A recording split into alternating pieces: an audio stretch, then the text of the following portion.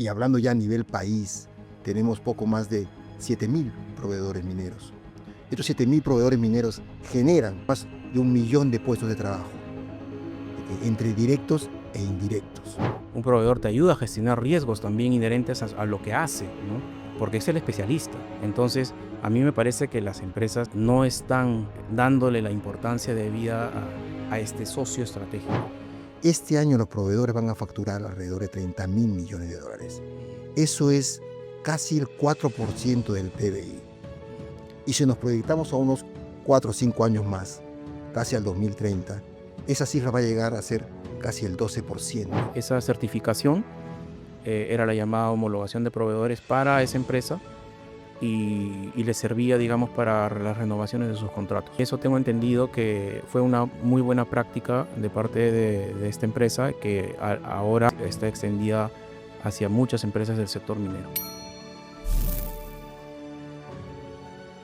Hola amigos, ¿cómo están? Bienvenidos a un nuevo episodio de Supplycast Voces en Cadena, el espacio donde exploramos los grandes desafíos, tendencias y oportunidades que están alrededor de la cadena de suministro.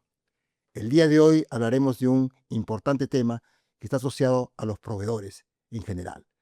La importancia que tienen ellos dentro de la cadena de suministro para ser considerados como aliados y pasar de un eslabón operativo a contribuir a la estrategia e innovación y planes de desarrollo de las empresas. Manuel, ¿cómo estás? ¿Qué tal, Juan Manuel? ¿Cómo te ha ido? ¿Todo bien por acá?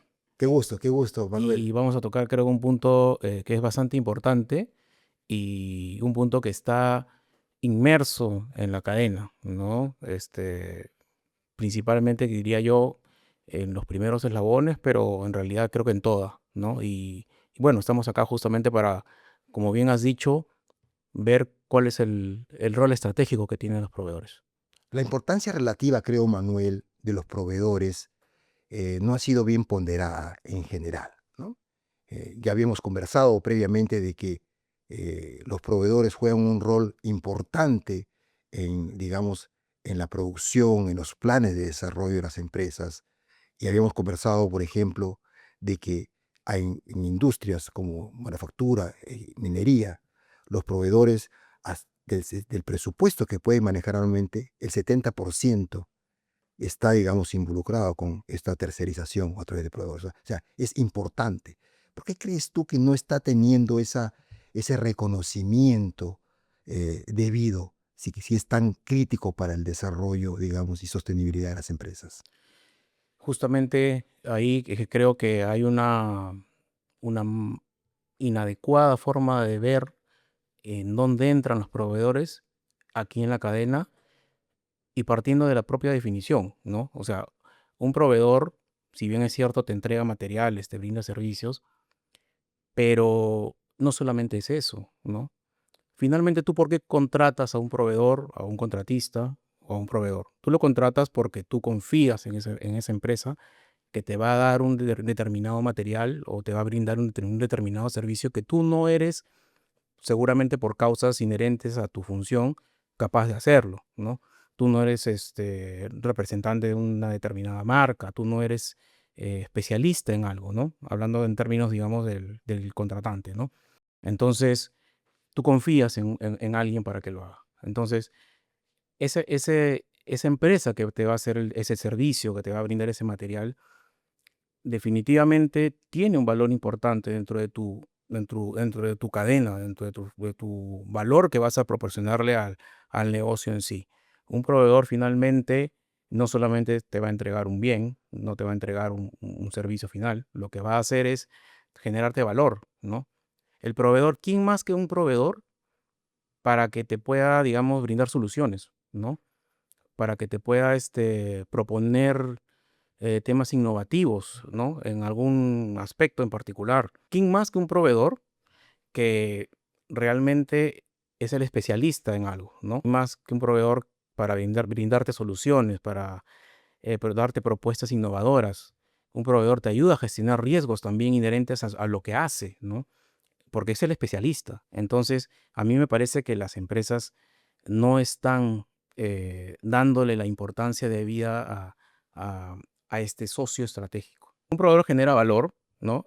Y, por ejemplo, las empresas, los proveedores, lo que hacen es generar valor, ¿no es cierto? Y dentro de esa generación de valor también ayudan a evitar que las empresas incurran en algunas pérdidas. Según estudios, las empresas han tenido pérdidas de 20% de sus ingresos por disrupciones ocasionadas justamente por no tener seguramente adecuadas estrategias de manejo de proveedores, ¿no? Por de repente no diversificar, por ejemplo, ¿no? También alrededor del 40% de las empresas, lo que ha ocurrido es que estas empresas han tenido pérdidas en reputación, ¿no? Justamente también por una mala gestión de sus proveedores, ¿no? Entonces, definitivamente, como bien mencionaste, también tenemos el que el proveedor, cuando tú lo contratas, ¿no? Tú estás contratando al final, tú dijiste 70%, ese porcentaje varía, seguramente un Según la poquito industria, menos, claro. ¿no? Según industria, hablando de operaciones mineras, por ejemplo, según la etapa, La etapa ¿no? productiva, digamos, o del Claro, proceso de la claro, cadena de abastecimiento. claro, pero es un porcentaje alto, ¿no? Es un porcentaje alto del cual uno tiene involucrado a un proveedor, ¿no? Manejan ese porcentaje, 70% de toda la contratación que realiza una empresa. Es altísimo. Así es. Entonces, definitivamente, poner en manos de un tercero el, digamos, el dinero, el presupuesto de una empresa es relevante, ¿no? Ahora, claro que sí. Los proveedores juegan un rol estratégico dentro Así es. y a veces no están bien ponderados, sin duda. Pero esa tendencia de alguna manera ya ha ido cambiando, Manuel, ¿no? Entonces, vemos muchísimas empresas que ya buscan trabajar en forma colaborativa, consideran, es más, a los proveedores ya no como tales, sino como socios estratégicos, aliados estratégicos, porque saben la importancia relativa que tienen, el papel primordial que tienen dentro de sus cadenas de abastecimientos y cómo afectan estos al bottom line o los resultados de la organización. Entonces, en minería, que es el sector que conocemos un poco más, digamos, y hablando ya a nivel país, tenemos poco más de 7.000 proveedores mineros. Estos 7.000 proveedores mineros generan, un poco para tener una idea macroeconómica, digamos, a nivel de nuestro país, generan más de 1 millón de puestos de trabajo, ¿okay? Entre directos e indirectos. Entonces, ya con las cifras digamos, del año pasado, en la cual el Ministerio de Energía y Minas mencionaba que tenemos más o menos en cartera 51 proyectos y más de 54.000 millones de dólares, este año los proveedores van a facturar alrededor de 30.000 millones de dólares. Eso es casi el 4% del PBI. Y si nos proyectamos a unos 4 o 5 años más, casi al 2030, esa cifra va a llegar a ser casi el 12%. Entonces es algo significativo a nivel país y obviamente a un sector industrial, digamos, o ese sector económico minero que es tan preponderante, digamos, y mueve la aguja muchísimo en nuestro país. Entonces, las empresas de alguna manera tienen que tener estrategias que alineen a los proveedores. ¿Cómo, cómo ves tú este manejo que están teniendo las empresas, Manuel, con sus proveedores? Un poco llevarlos hacia o cómo pueden garantizar que los proveedores estén teniendo las prácticas que necesitan tener para que no, para que mitiguemos los riesgos que mencionabas, ¿no? Los riesgos reputacionales, operativos, financieros, que de alguna manera impactan a la empresa y que obviamente también a sus resultados. Yo creo que, como comentaste, el, esto está cambiando y estamos viendo que que al proveedor se le está considerando de manera diferente, parte de la cadena con este rol estratégico que tiene. Ahora, pero hay un punto bien importante aquí. Creo que igual, si bien es cierto, se le considera parte de la cadena, pero no debemos perder igual el foco de que no deja de ser una tercera parte, ¿no? Entonces, tú lo consideras dentro de la cadena, sí, pero no hay que perder el foco. ¿Por qué? Porque igual, si al proveedor le pasa algo o tiene algún tema legal o algún tema financiero, algún tema reputacional, a quien le va a rebotar ese problema es a uno, ¿no es cierto? Al contratante. O una Entonces, responsabilidad, digamos, compartida. sí, entonces, y ahí viene un aspecto bien importante que no se debe dejar de lado, que es el tema de la evaluación, ¿no? A los proveedores tenemos que evaluarlos constantemente. Eso es así, ¿no? Entonces, y para ello ahí existen definitivamente, cada empresa seguramente tiene su forma de evaluar a los proveedores, pero es importante considerar esta etapa y es importante considerarla. ¿Por qué? Porque por lo que estamos mencionando en este momento, pero también es importante porque así como es un proceso dentro de la cadena, es un proceso que en el tiempo ha ido seguramente incrementando en actividades que hacen de que el proceso sea de repente un poquito más largo, ¿no? ¿Por qué? Porque ahora los proveedores son evaluados en aspectos legales, financieros, reputacionales, en aspectos sostenibles, Así ¿no? es. De ESG. Legales, de gobernanza. Exacto. Entonces, obviamente una evaluación integral de un proveedor ahora es diferente y va a tomar seguramente un poquito más de tiempo. Y ese tiempo también debe ser considerado parte de un proceso de planificación, porque también tenemos los casos, ¿no? En base también a lo que hemos podido ver, que este tiempo de evaluación de un proveedor, sea antes de un proceso o después o durante un proceso competitivo, toma tiempo. Entonces, y muchas veces eso no se considera y muchas veces por eso es que luego ocurren retrasos, ¿no? Retrasos en el proceso, sea de planificación o en el proceso de gestión comercial, y ahí empiezan los problemas, ¿no? Entonces, las evaluaciones de los proveedores no deben, digamos, dejarse de lado. Ahí has tocado un punto importante, me gustaría tener un poquito ahí, porque hay muchas herramientas que las empresas actualmente cuentan para poder hacer esto, como tú bien mencionas, evaluación de proveedores, ¿no? Entonces, ahí hay que destacar muchas plataformas en las cuales ya existen a nivel mundial, a nivel regional, que permiten a los proveedores registrarse, evaluarse, ser sometidos a ciertas revisiones, auditorías digitales, eh, mediciones a través de KPIs y demás que le permitan de una manera considerarse como homologados para determinadas industrias, ¿no? Y tener cierta certificación que le permitan a las empresas estar seguros que este proveedor cumple en determinadas condiciones o requerimientos para estar actos en sus procesos, ¿no? Entonces, ahí yo quiero destacar, por ejemplo, dos grandes plataformas que son mundialmente conocidas y que en el Perú también tienen, digamos, una presencia importante. Una es la de Aveta, que tiene un origen, digamos, americano, y que está en poco más de 100 países donde básicamente buscan es revisar las condiciones de los proveedores para que estén, digamos, cumplan los requerimientos de ESG y otros, como tú mencionabas, de técnicos legales y demás. Y también esta plataforma de Aquiles, que también es una plataforma mundial que está en más de 30 países y digamos que nuestro país tiene ya también una presencia importante, ¿ok?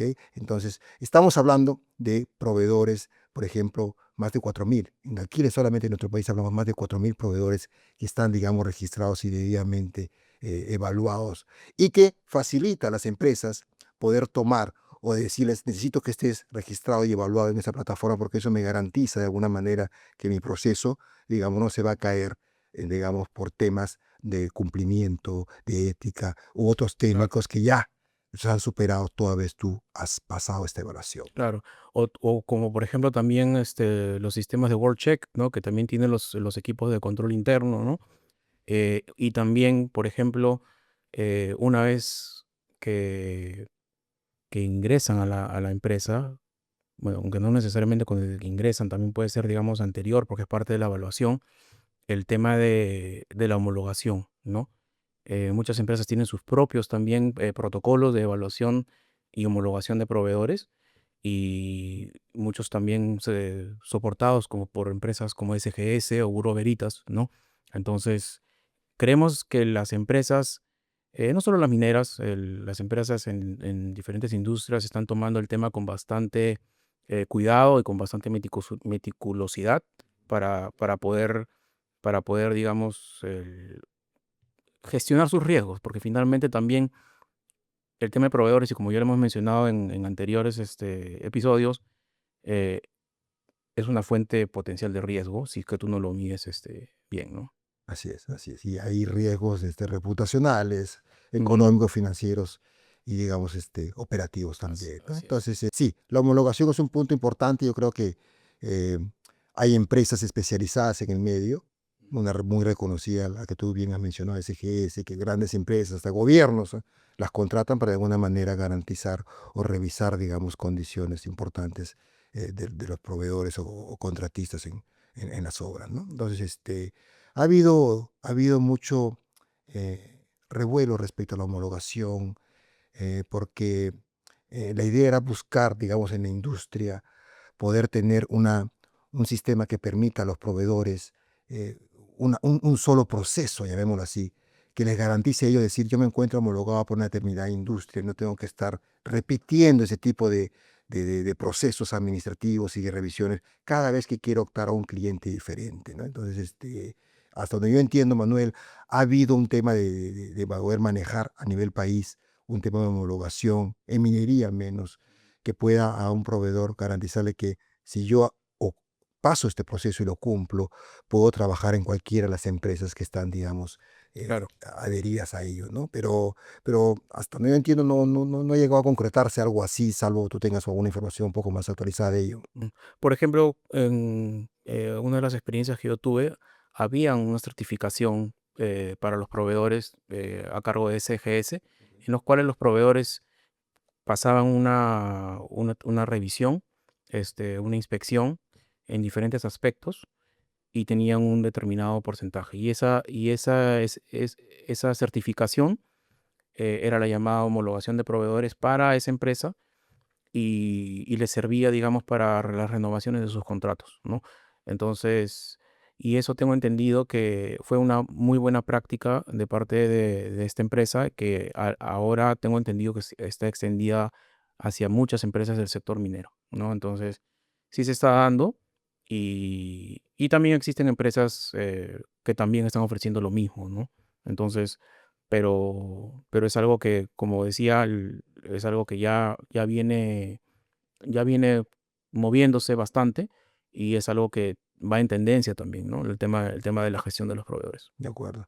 Ahora, quería destacar ahí antes que se me vaya el tema de esa herramienta importante que es el SRM, ¿no? Que también es una herramienta o el Supplier Relationship Management, que es muy común su uso en determinadas, en varias industrias, en la cual busca un poco también aprovechar el registrar proveedores, monitorearlos y alguna eventualmente tenerlos, digamos, en las condiciones más aptas para poder ser incorporados en su cadena de abastecimiento, ¿no? Entonces, y para la homologación no solo están estas herramientas, sino que la tecnología también juega un rol importante en los temas de cómo automatizamos, digamos, los procesos de evaluación, cómo hacemos auditorías digitales, remotas, cómo tenemos alertas tempranas de incumplimientos, digamos, documentarios o de permisos, certificaciones. Entonces, la tecnología está ayudando también a soportar estos procesos de homologación, de certificación que las empresas están requiriendo, alinear hacia los proveedores hacia ellos, ¿no? Así es, la tecnología no es ajena a este proceso, ¿no? Entonces, el manejo inteligente de datos con respecto a los proveedores definitivamente es una herramienta que nos va a ayudar a todos a poder hacer una gestión más efectiva. La homologación ya, digamos, no es pasa con la tecnología, pasa a ser un tema básicamente administrativo, a ser una herramienta, digamos, ya más estratégica, digamos, y continua y proactiva, llamémoslo así, ¿no? Entonces, importantísimo, importantísimo porque de alguna manera va a permitir usar datos en tiempo real, digamos, tener disponibilidad de la misma en cualquier punto, y eso va a facilitar muchísimo los Sí. procesos en los cuales estén inmersos. La comunicación debe ser efectiva, ¿no? Una comunicación efectiva entre el dueño, el contratante y el proveedor o contratista tiene que ser de ambos lados, ¿no? Entonces, como te mencionaba, el 70 o 80% del porcentaje de actividades diarias que hacemos es comunicarnos con proveedores. Entonces, es una comunicación que tiene que ser directa y efectiva. Ahora, esas son parte, digamos, de las cosas que se hacen, pero y que se están haciendo para que un proveedor se sienta parte de, ¿no? Pero también hay unos aspectos, ¿no? que creemos que se pueden poner sobre el tapete, ¿no? Con respecto a que para que un proveedor se sienta más todavía parte de la cadena, ¿no? Porque una cosa es el mensaje que se da y otra cosa es lo que se está haciendo. ¿Tú qué piensas acerca de un tema que hemos también venido conversando acerca de si un proveedor o un contratista debe ser partícipe de las utilidades de una empresa, ¿no? Esto es un tema bastante controversial Bastante. porque en realidad si tú dices que un proveedor o un contratista es parte de tu cadena, tiene que ser un mensaje completo, ¿no? Y hacerse, digamos, completo, ¿no? Entonces, ¿tú qué piensas al respecto?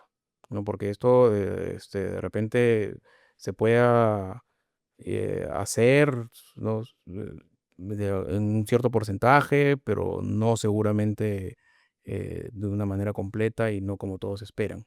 Entonces, ¿cuál es tu opinión al respecto?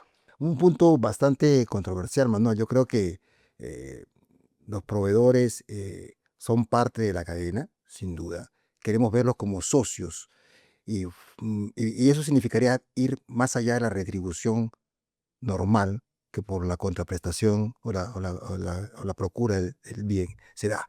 Estamos hablando de ciertos beneficios que, por ejemplo, como empresa uno tiene como colaborador y que si es que el proveedor ha sido parte importante de la consecución de esos beneficios en tu cadena de abastecimiento, viene aspectos como, por ejemplo, puedo yo ser parte o el proveedor ser parte también de esos beneficios, utilidades u otros del cliente. Entonces, esto yo creo que ese tipo de discusiones han ido no solamente desde el plano, digamos, empresa-proveedor, que se manejan de alguna forma, sino también hasta niveles nacionales. Yo creo que ha habido, si no me equivoco, proyectos de ley que no han prosperado por alguna razón, eh, en el cual buscaban que los proveedores sean parte de las utilidades que las empresas tenían, ¿no? Entonces, yo creo personalmente que eso es poco viable que eso pueda darse, en el sentido de que el proveedor no participa del riesgo ni de la inversión que una empresa hace. Entonces, no puede estar en esa condición para obtener esos beneficios. Ahora, también entiendo que la empresa quiere que el socio, este, el socio estratégico, se sienta parte de él y lo acompañe en una, digamos, en una relación simbiótica de trabajar juntos y de sentirse. Entonces, ¿cómo lo traigo hacia mí si no está participando de todos los beneficios que yo puedo darle a mis colaboradores directos? Personalmente, yo he encontrado algún tipo de estrategia que utilizan las empresas directamente con sus colaboradores. Podríamos decir, una es proveerles desarrollo, que de alguna manera es un intangible que les permite fortalecerse y poder tener mayores capacidades para afrontar mayores desafíos dentro o mayores responsabilidades dentro de la misma empresa, uno, y tener mayores beneficios como servicios, diversificar, aprender nuevos y darle ese agregado a las empresas. Y dos, y más en temas de construcción, digamos, o en proyectos, les permite a las empresas, a los colaboradores o contratistas o proveedores, que sean parte de algunos beneficios cuando se terminan o hay ahorros o costos evitados sin sacrificar calidad. Y esos ahorros o costos evitados, de alguna manera, contractualmente, pueden, digamos, acordarse que van a ser distribuidos o traspasados en cierta porción hacia el contratista. Y el contratista obviamente lo hace extensivo a sus colaboradores también. Entonces, de alguna manera, los clientes o las empresas buscan transferir ciertos, digamos, beneficios a sus proveedores para llegar a ello, para lo que tú buscas, ¿no? Que decir, oye, quiero que te sientas también parte de mí, quiero que también goces de los beneficios que nosotros tenemos y que por ley no pueden darse porque por ley no es posible. Entonces, eso es un poco mi experiencia respecto a ello, Manuel. Como te decía, hay temas de ley que no se dan, que no han prosperado, pero se han buscado también por el lado de los trabajadores o colaboradores que puedan participar un poco y, digamos, de esos beneficios. Por ejemplo, Sí hay por ley el hecho de que las empresas tercerizadoras no pueden trabajar en las actividades core o principales de las empresas clientes. Ello que obliga un poco a la empresa cliente, si yo quiero tener un contratista o una empresa tercerizadora que me haga ese tipo de servicio en una actividad principal mía, no puede hacerlo. Tengo que contratar a los trabajadores a que sean parte de mi planilla y con ello estos sean mis colaboradores y tendrán más beneficios. Pero eso se hace más a nivel persona, a nivel colaborador, pero a nivel proveedor completo como empresa no es que pueda ser parte de estos beneficios. Te comento un poco lo que pienso y la experiencia que he tenido en alguna de esas situaciones. Yo recuerdo ese caso más o menos creo que fue por el 2008, si no estoy equivocado, en el cual hubo un proyecto de ley que se debatió intensamente y estuvo cerca de ser promulgado, en el cual a los proveedores o los contratistas que trabajaban en operaciones remotas también se les haga partícipe de las utilidades, ¿no?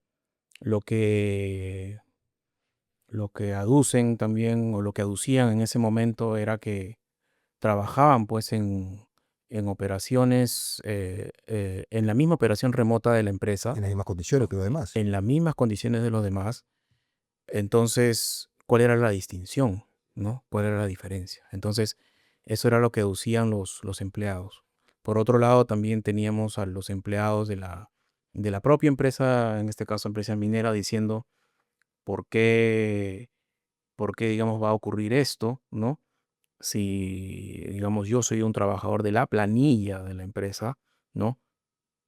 Y también digamos, tengo los propios beneficios que no recibo de la empresa contratista, porque la empresa contratista también seguramente le brinda beneficios a su empleado porque está en su planilla, ¿no? Entonces ahí habían algunas diferencias, ¿no? De opinión entre tanto personal de los contratistas versus personal de las empresas contratantes. Y bueno, al final ese tema creo que quedó No prosperó. no prosperó y bueno, pero digamos que el tema está latente porque la realidad es esa, la realidad es que tenemos empresas que trabajan, ¿no? Empleados de empresas que trabajan en operaciones remotas y que de alguna forma hay que hacerlo sentir, ¿no? Hay que tomar medidas para hacerlo sentir parte de, ¿no? Parte de la cadena, involucrados con la propia operación en la cual están trabajando, ¿no? Eso es un tema, digamos, bastante, digamos, polémico que lo hemos traído acá a la mesa porque es parte, digamos, también de este tema de proveedores en general y de su rol estratégico. Porque si soy estratégico para ti, entonces que recibo, ¿no? De cierta forma a cambio por ser estratégico, ¿no? Entonces, porque Bueno, es así al final, ¿no? sobre ese punto, ¿No? agregar adicionalmente que sí, pues un colaborador dentro de la empresa principal se va a ver afectado porque se le va a reducir, digamos, una parte de sus ingresos que van a derivarse hacia otros colaboradores de las empresas contratistas. Entonces, en esa medida también el cliente dirá, yo voy a tener un problema de clima laboral Exacto. en mi propia empresa. Entonces, ahí viene un poco el dilema respecto a ello, ¿no? Pero, digamos, a un nivel un poco más ya más nacional y trabajado a nivel de ley y todo lo demás, el asidero para que esto no prospere, digamos, era el que el riesgo de la inversión estaba en manos de la empresa. El contratista, sí, obviamente contribuye a ello, pero digamos que, digamos, lo que mencionaba, el riesgo de la inversión es del cliente y por ello el derecho de poder participar de, de las utilidades, ¿no? Obviamente, pareciera medio injusto cuando digo yo te ayudo a que tú obtengas todos esos beneficios y utilidades, pero yo no puedo gozar de la misma, ¿no? Entonces, ahí aplican estas herramientas que te mencionaba un poco para buscar equilibrar ese win-win tan, digamos, tan nombrado en las negociaciones. De acuerdo. Hay un punto adicional ahí, Manuel, me gustaría conocer un poquito tu experiencia respecto a ello también, y está asociado a los términos de pago, ¿no? Entonces, es importante en toda empresa, pequeña, grande, que pueda contar con un flujo adecuado de fondos para sus, digamos, obligaciones, digamos, pues, de planilla y demás, ¿no? Pero hay una cierta tendencia, Manuel, a que, por ejemplo, los términos de pago hacia los proveedores se alarguen, ¿no? Personalmente he vivido, digamos, experiencias en las cuales el cliente ha acordado inclusive con proveedores pasar de 15 a 30, 60 días de pago, y conozco de casos que son mayores aún. Eso no iría como que en contra, digamos, de este llamado win-win, de este socio estratégico, de que tú eres parte importante de mi desarrollo. ¿Qué piensas tú al respecto? ¿O cuál ha sido tu experiencia también en ese Sí, sentido? sí, yo pienso ahí, Juan Manuel, que en realidad definitivamente las empresas que hacen eso no tienen una definición clara de lo que es incorporar a los proveedores en un rol estratégico dentro de su cadena, ¿no? Porque las relaciones con los proveedores tienen que ser relaciones ganar, ganar, como bien has comentado, ¿no? Finalmente, un proveedor es una empresa también, ¿no? Es una empresa con un objetivo de negocio que obviamente tiene que lucrar para poder sobrevivir, ¿no?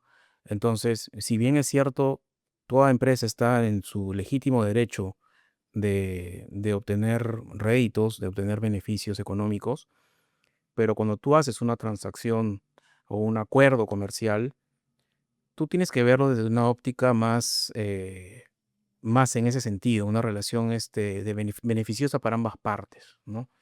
Entonces, el, el incrementar los términos de pago, ¿no? 60, 90. Sabemos que incluso en otros sectores como el sector retail, hasta 120. Y aplicable no solo a empresas grandes, sino también a los pequeños, ¿no? Eso, digamos, es incluso más controversial todavía. ¿Por qué a proveedores pequeños le vas a aplicar términos de pago de 120 días, por ejemplo, ¿no? Tal Cuando, neominos, claro, podría decirse. claro, entonces, en realidad, como bien has comentado, las empresas necesitan flujo de caja y una empresa chica más todavía, ¿no? Entonces, no se puede pretender que una empresa pequeña, un emprendedor, por ejemplo, el, una empresa grande le pague a 120 días, ¿no? Se entiende que pueden ser políticas que vienen incluso de la corporación, de muy arriba, ¿no? De otras partes del mundo, pero creo yo que deberíamos pensar un poco en esto y ver de qué manera tratar de aterrizar algunos procedimientos, algunas políticas a formas locales, ¿no? Hablando locales, temas país, por ejemplo, ¿no? Existen y existen. Claro, claro, pero en realidad, definitivamente, en lo que a mí respecta, tiene que ser una relación ganar-ganar. Creemos de que un término de pago de 30, 60 días es lo más de repente aceptable que se pueda dar, ¿no? Pero hay que considerar de que cuanto más extiendo el término de pago, más aprieto al proveedor, ¿no? Y creo que mi objetivo no es perdón, apretar al proveedor, ¿no? Porque si lo llego a apretar hasta asfixiarlo y matarlo, yo mismo estoy rompiendo mi cadena, ¿no? Entonces, eso no tiene sentido, ¿no? Entonces, sería bueno también entender por qué, digamos, se entiende que obviamente cuanto más largo, más tiempo pase para pagar al proveedor, más tiempo tengo yo mi plata en mi caja, en mi banco, etcétera. Pero, ¿por qué esa tendencia, no?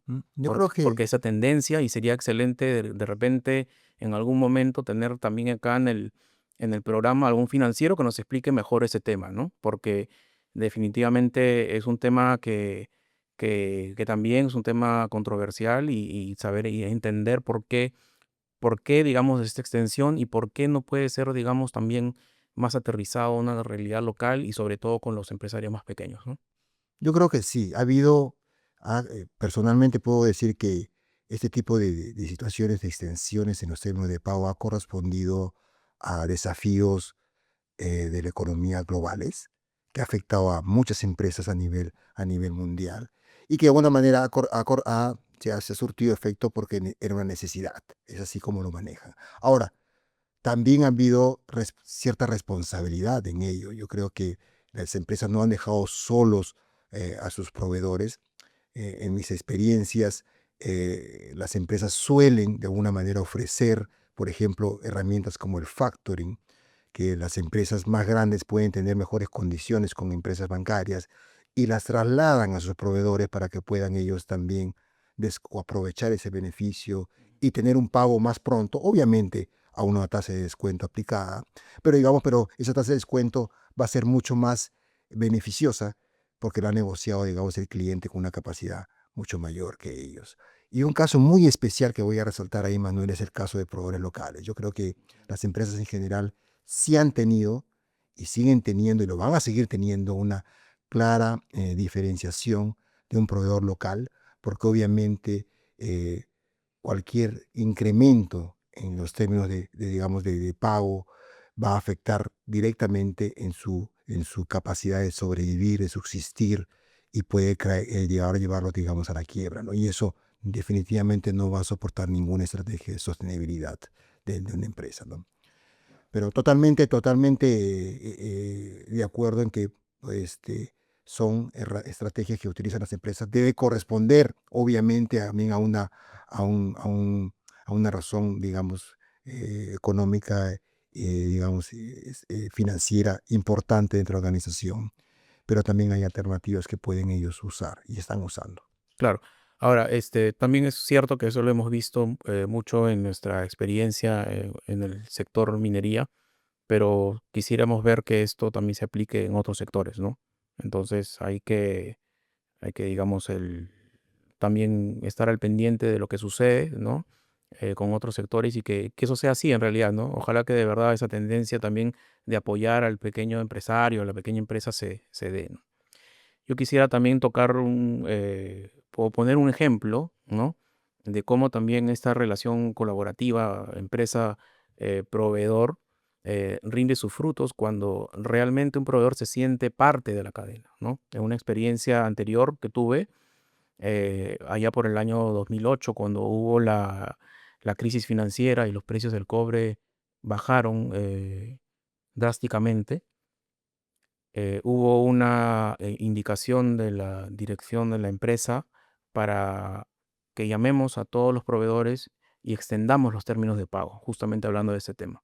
Y en este caso se hizo el ejercicio, porque este ejercicio, así como fue trasladado a la gerencia de cadena de abastecimiento, se armó todo un equipo de trabajo entre todos para poder hacer este ejercicio y logramos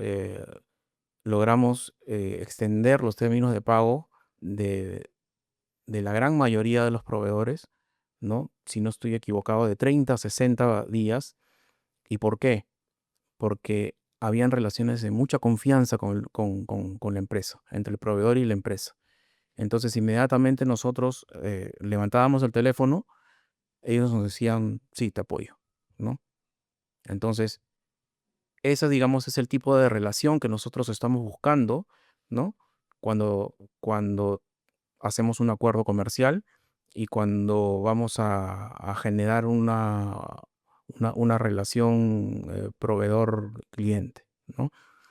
Y, y en contraparte, obviamente, cuando se dé la situación inversa, también debe ser algo similar, como que lo es, ¿no? Entonces, en este caso particular, se dio así y vemos pues cómo sí existen ejemplos de proveedores sintiéndose parte de la cadena de suministro de una organización, ¿no? Respondiendo un poco a la necesidad del cliente en su momento y también obviamente el cliente siendo consciente de que necesita el soporte de su socio, pero que también tiene claro de que no puede llegar a un punto en que lo puede ahorcar y digamos hacerlo caer, porque al final va en perjuicio de ellos mismos también. Totalmente claro. Yo creo, Manuel, que hemos conversado bastante, ha sido muy enriquecedora este punto de los proveedores, da para mucho más sin duda. Eh, me quedo, me quedo con que los proveedores son y serán una parte importante en la cadena de suministro, y la tendencia es que cada vez más las empresas tienen o están considerando a los proveedores, digamos, como socios estratégicos, los incorporan desde las etapas muy tempranas en sus planificaciones, son parte de las llamadas logísticas colaborativas, porque nos permiten abordar disrupciones mundiales como las que hemos vivido, nos ayuda a mitigar los riesgos, eh, digamos, pero también están buscando proveedores que estén alineados a sus condiciones, a sus requerimientos, y para ello se apoyan muchísimos en los procesos de evaluación de proveedores, de homologaciones, que es importante para los fines de tener proveedores en las condiciones que se requieren, ¿no? ¿Qué piensas tú, Manuel? ¿Qué otro aspecto importante rescatamos de esta conversación? En realidad, creo que ha sido una conversación bastante enriquecedora, con bastante información y con puntos importantes y controversiales que nos daría para largo seguir conversando al respecto. Y la verdad que creemos que finalmente hay que considerar este rol estratégico del proveedor como parte de como parte de la cadena, y, y que esto nos sirva para poder generar cadenas de suministro cada vez más integradas entre todos los actores, ¿no? Excelente. Entonces yo creo que ha sido un gran tema y esperamos pues que ha sido del agrado de todos. Bueno, Manuel, sí, sería importante y, ¿por qué no? Invitemos a nuestros seguidores a que puedan comentar un poco de su experiencia o su posición respecto a estos temas que hemos tocado en el episodio. Es muy importante, así Claro. que, no sé, me gustaría que nos puedas ayudar a cerrar el episodio de hoy. Perfecto. Bueno, muchas gracias por haber estado presente en este episodio. Tienen ahí tema para poder comentar, para poder darle like, para poder compartir, ¿no? Y síganos y agradecerles a todas aquellas personas que anteriormente ya nos han dado su like, lo han compartido en sus redes y nos siguen semana a semana en este podcast, cada vez con más temas importantes e interesantes para todos, ¿no? Entonces, hasta el próximo episodio, amigos, y muchas gracias. Gracias, Manuel. Hasta la Gracias, Juan próxima. Manuel. Claro que sí.